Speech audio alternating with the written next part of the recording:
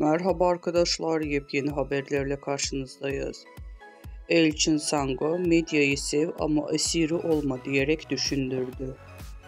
Güçlü metaforlardan oluşan kısa filmde medyanın gerçeklik algısının nasıl çarpılabileceğini gözler önüne seriyor.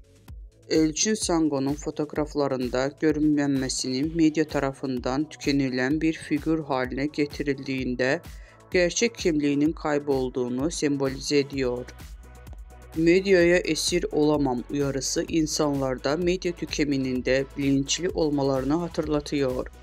Bu kısa filmde Sango medyanın güçlü ve bireyleri üzerinde etkisini eleştirirken izleyiciler medya tüketiminde dikkatli ve bilinçli olmaları gerçeğini hatırlatıyor.